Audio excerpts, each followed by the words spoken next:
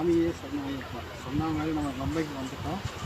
இருமுடி எடுத்துன்னு நம்ம ஐயனில் போனோம்னா போகிறோம். இது ஓப்பன் ஆகும் அப்படின்னு ஓப்பன் பண்ணிங்கன்னா நல்லா இருக்கும். ஆயிட்டு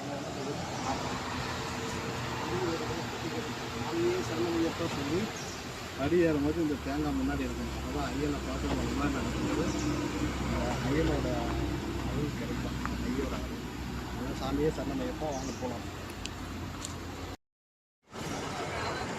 சாமியே சரணமையப்பா, சாமியே சரணமையப்பா, சாமியே சரணமையப்பா, சாமியே சரணமையப்பா, சாமியே சரணமையப்பா. சாமி வரல.